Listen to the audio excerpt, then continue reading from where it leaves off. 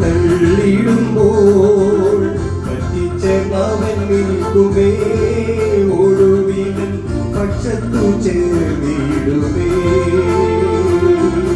പറ്റിച്ചവൻ നിൽക്കുമേ, ഒടുവിലൻ പക്ഷത്തു ചേർന്നിടുമേ. കൊടുവിട്ടൊടുവിട്ട നാട്ടിൽ വീടിന്റെ മുൻപിലെത്തും, പാടിടും ജയഗീതമേ ഞാൻ പങ്ക പാടുകളേറ്റവനാ.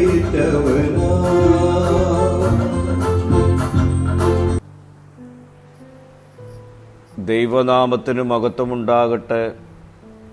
ഇന്നത്തെ പ്രഭാത ധ്യാനത്തിനായി വിശുദ്ധ മത്തായിയുടെ സുവിശേഷം 25-ാം അധ്യായം 31 മുതൽ 46 വരെയുള്ള വേദവാക്യങ്ങൾ. ഇന്നത്തെ ചിന്താവിഷയം അവസാന ന്യായവിധി എന്നുള്ളതാണ്. ഇന്നത്തെ നമ്മുടെ ധ്യാന ഭാഗത്ത് യേശു കർത്താവ് പഠിപ്പിക്കുന്നത് അന്ത്യ ന്യായവിധിയെക്കുറിച്ചാണ്. മനുഷ്യപുത്രൻ തൻ്റെ മഹത്വത്തിൽ വരുമ്പോൾ അവൻ തൻ്റെ മഹത്വ സിംഹാസനത്തിൽ ഇരിക്കും. ഇത് നമ്മെ ഓർമ്മിപ്പിക്കുന്നത് ഒരു ദിവസം യേശുക്രിസ്തു വീണ്ടും വരും. അവൻ ലോകത്തെ ന്യായം വിധിക്കും. വചനത്തിൽ പറയുന്നത് അവൻ മനുഷ്യരെ ഇടയൻ ആടുകളുടെ ഇടയിൽ നിന്ന് ചെമ്മരിയാടിനെയും കോലാടിനെയും വേർതിരിക്കുന്നത് പോലെ വേർതിരിച്ച് തൻ്റെ വലത്തും ഇടത്തും നിർത്തും എന്നാണ്. ഒരു ദിവസം ഓരോ മനുഷ്യനും ദൈവത്തിന് മുമ്പിൽ നിൽക്കേണ്ടി വരും. ലോകത്തിൽ മനുഷ്യർ പലവിധം ജീവിച്ചാലും അവസാനം ദൈവത്തിൻ്റെ മുൻപിൽ ന്യായവിധി ഉണ്ടാകും. അതുകൊണ്ട് നമ്മുടെ ജീവിതം ദൈവഭയത്തോടും ഉത്തരവാദിത്വത്തോടെയും ആയിരിക്കണം. യേശു തൻ്റെ വലത്തുഭാഗത്തുള്ളവരോട് പറഞ്ഞത്, ഞാൻ വിശന്നപ്പോൾ നിങ്ങളെനിക്ക് ഭക്ഷണം നൽകി, ഞാൻ ദാഹിച്ചപ്പോൾ നിങ്ങളെനിക്ക് കുടിപ്പാൻ തന്നു. ഇത് നമ്മെ പഠിപ്പിക്കുന്നത് ദൈവം നമ്മുടെ ജീവിതത്തിൽ സ്നേഹത്തിൻ്റെ പ്രവൃത്തികൾ കാണുവാൻ ആഗ്രഹിക്കുന്നു. വിശപ്പുള്ളവരെ സഹായിക്കുക, ദുഃഖിക്കുന്നവരെ ആശ്വസിപ്പിക്കുക, രോഗികളെ സന്ദർശിക്കുക, ദരിദ്രരെ കാണുക. ഈ പ്രവൃത്തികൾ മനുഷ്യർക്കായി ചെയ്തതുപോലെ തോന്നും. പക്ഷേ യേശു പറയുന്നത്, ഇവരിൽ ഏറ്റവും ചെറുതായ ഒരുത്തൻ നിങ്ങൾ ചെയ്തത് എനിക്ക് തന്നെ ചെയ്തു.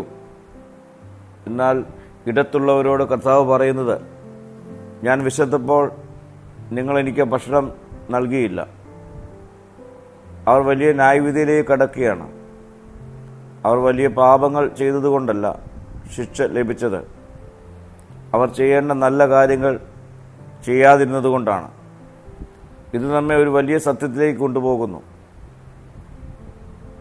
ക്രിസ്തീയ വിശ്വാസം വെറും വാക്കുകളിൽ മാത്രമല്ല, പ്രവൃത്തികളിലും കാണപ്പെടണം. നമ്മുടെ വിശ്വാസം സത്യമായാൽ അത് സ്നേഹത്തിൻ്റെ പ്രവൃത്തികളിലൂടെ പ്രകടമാകണം.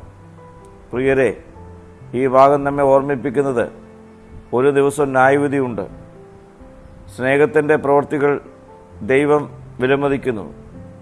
നമ്മുടെ വിശ്വാസം പ്രവൃത്തികളിലൂടെ തെളിയണം.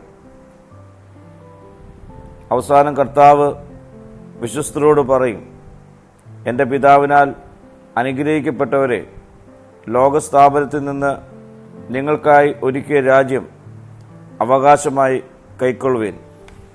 അതുകൊണ്ട് നമുക്ക് സ്നേഹത്തിലും സേവനത്തിലും ജീവിക്കുന്നവരായി മാറ്റപ്പെടാം.